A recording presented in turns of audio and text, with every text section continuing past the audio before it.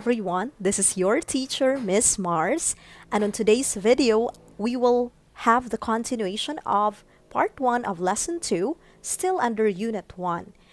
Previously, you learned about the positive trends in materials development, and on this video, I will teach you the different negative trends in materials development and the emerging issues in materials development.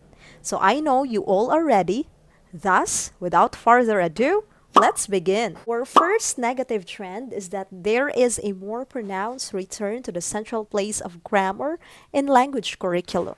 That means that in the language curriculum, what is given importance are subjects that deal with grammar, or there are more subjects offered which deal about English grammar.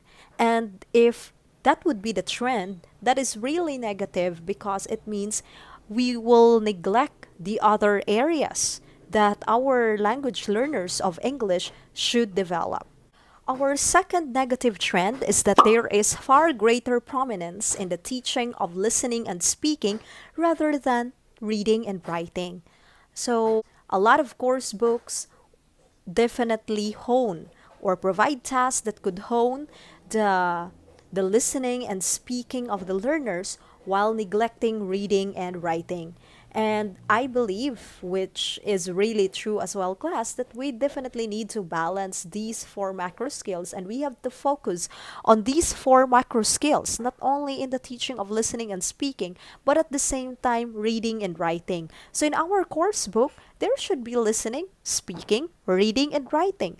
With that, we would be able to holistically develop the four macro skills of our English learners. And if you are going to survey the course books that we have here in the Philippines, definitely that's what our course books here lack. It could be sometimes we focus only on written task without audio files or without listening task embedded in the different course books, or it could be the other way around. But since in this negative trend, it states here that there is a focus only on the speaking and listening, neglecting reading and writing, I still believe it depends on like the situation in every place. And here in our country, in the Philippines, as we noticed, our course books, we don't we don't have different audio files, or there is not much of listening activities that is embedded, or that are embedded rather in our course book. So sometimes we have quizzes on grammar. So most of the time we focus really on the syntactic grammatical items of English. Next, our third negative trend is that there is an assumption that learners have really short attention span. What is attention span, class? Attention span, it is the amount of time we spend to work on a specific task before getting distracted. So if it means that our learners have very short attention span, that means they have trouble focusing and concentrating on the task given or on our lecture in English. Now, there are different reasons, class, why a learner has short attention span. It could be because he has a mental health condition, or it could also be he or she is ADHD and he just would want to wander and just move around in the classroom. One of the causes also of short attention span is stress. Okay, if you are very stressed in your life, you are thinking of a lot of problems and a lot of things that really are worrying you, that could cause your short attention span and you don't have focus. And I believe it is temporary if short attention span is brought to you by stress. Because when you already got out from that stress and your problems in life are definitely solved, then that means you have more time now to focus on what you are doing and you have a peace of mind. And that would also mean you can now concentrate. You have now longer attention span on the task that you are doing. Our fourth negative trend is that there is an assumption learners do not gain if they are too bombarded with intellectually demanding activities while they engage in language learning. So if you keep on giving them tasks such as, analysis paper, or letting them analyze grammar in English, like letting them analyze a certain paragraph and asking them to extract the errors that they can find in grammar. And if it is done almost every day, or those are only the tasks that can be found in the course book, well, according to the negative trend, it's the fourth one. Students will never appreciate that and would not also gain something when they learn English language or when they learn the target language. Our fifth negative trend is there is a neglect on the use of literature in course books.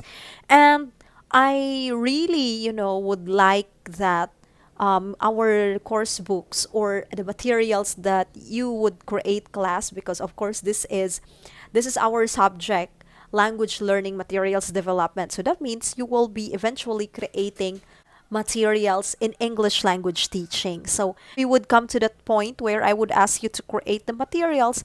Then it's really great if you could incorporate literature in the material that you will create.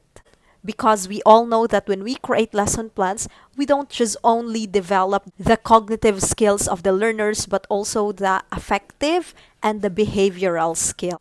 So, if we incorporate literature in our course books or in our materials, that means we are also developing or enhancing their affective skill. Our sixth negative trend is there is predominance in analytical activities while neglecting the different activities that could cater the preferred learning styles of the learners. So, what is learning style? Learning style class, it is a learner's preferred way to absorb, to comprehend, to process, and to retain information. So, actually, there are various types of learning styles. It could be visual, it could be auditory, it could be tactile, it could be kinesthetic. So when we say you are a visual learner, you would really learn best if you could see images, pictures, or graphs. For example, you successfully would understand reading a book if there are pictures included in the book. If you are an auditory learner, then you would really learn better if you listen to something like a lecture, and you would most likely participate in debates. In tactile, you learn better if you could touch and you could move. Okay, and kinesthetic, if the entire body of the learner is moving while learning. Okay, that is his or her learning process when he moves, when her or his entire body moves. And I believe the strategy or the approach that we could give as an example in order for us to allow the learners to move their entire body parts, it could be the TPR, or the total physical response. You could search what is TPR, and it's a very good strategy or approach that we could use when we teach especially younger kids. Our seventh negative trend is there is an absence of controversial issues that could stimulate the learner's thoughts. So, in our course books or materials, we actually keep it very safe. Like, we do not talk about issues that are timely, or we do not incorporate controversial issues that our learners could discuss and they could talked about. And it's a negative trend. Hence, if we allow our learners to talk and use the target language, then it would be so much better. It is the best avenue for them to practice and use the language. Our eighth negative trend, there is tendency for us to underestimate the emotional and linguistic capabilities of our learners. So if we underestimate our learners, most likely this would result to us creating a material that really not of their interest. So we don't want that to happen, and we would want to avoid that. So as much as possible, we should not underestimate our learners. Remember, there are learners that actually do not show what they've got, but when you ask them to do it, they will eventually emerge on top. So that means hidden talent. So they have those hidden talents that they are shy to actually just show off. But when you are giving them tasks, then that's the time they will use it. And that's the time you could see that they are really great. So never underestimate, so that you could be able to come up with the best material or the most suitable material that you can utilize for them to learn. And our last negative trend is most course books actually still focus on the teaching of English as used by the native speaker. So remember, class, most course books still focus on talking about English as how they are used in native speaking countries or how they are used by native speakers. Remember, there is already a plural form of English and it is accepted. We do have already Englishes. And if we are going to take a look at on Catchrue's three circles of English, we know that it is accepted that there are different varieties of English language. That is why, according to Catchrew, there are countries under the inner circle. There are also countries covered in the outer circle, and there are countries covered within the expanding circle. In our case, we are in the outer circle because we consider English as our second language. Those who consider English as their first language, they are in the inner circle. And that means, class, there are varieties of English. So if we are going to talk about English in the Philippines, we have Philippine English, and we should be proud of that because we all know that when we study or when we learn or acquire a second language, there is always an interference of our L1 or our native language, and we cannot avoid that. That is why somehow not all of us really have this accent or twang like the native speaker because of our L1 interference. And you know the characteristics of our Cebuano Visayan, right? So we have to embrace that because our very own Philippine English is really influenced by our Cebuano or by our L1, by our culture, our political ideologies. Everything influenced our L2. The way we speak, the way also we use it in context, and of course, the way we coin English words. For example, we have different way of saying toilet. We say comfort room or CR, and we have somehow different meaning of a certain word. No, for example, salvage. We thought that it's saving someone, but it's not. So anyway, these are things that we are going to correct, but it is existing in our country, and that is our Philippine English. So these are the different negative trends in materials development. So, what are the various emerging issues in materials development? Let us try to enumerate, class, the 11 emerging issues in materials development. What are these? First, how will the wants of the learners, teachers, and administrators concerns for standardization and conformity? Second, should text be authentic? Third, do learners need a course book? Fourth, do learners need published materials at all? Fifth, should materials be learning focused or acquisition focused? Sixth, should materials be censored?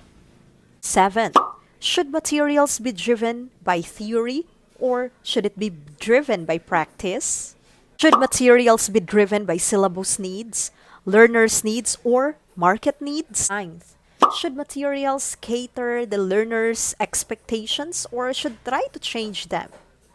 Number 10, should materials aim for language development only or should materials also aim for personal and educational development? Number 11, should materials aim to contribute to teachers' development as well as language learning? All right, class. These are the emerging issues that we can find in our main reference, and these 11 emerging issues are presented in questions. So your task is I want you to give your opinion for each of the issue. If you would want to explore further each of the emerging issue that I just enumerated, you can check our handouts. Everything was explained there. And I want you to give your own thoughts about each of the emerging issue. Everything is explained in our handouts, and I want you to decide by yourself if these issues, what are your stance of these issues? Maybe you would want to disagree and how would you back it up, or you would also want to agree on the issue being presented. So that will be your task as we end our lesson 2 of Unit 1. All right, class. So this is it for the part 2 of our video lecture. I hope you learned a thing or two, starting from the part 1, which are the positive trends in materials development, and now with the part 2, where we explored the various negative trends and where I also enumerated the different emerging issues in materials development. So thank you very much for learning with me, and I will see you on our next video for lesson 3. Keep safe everyone, and God bless us all.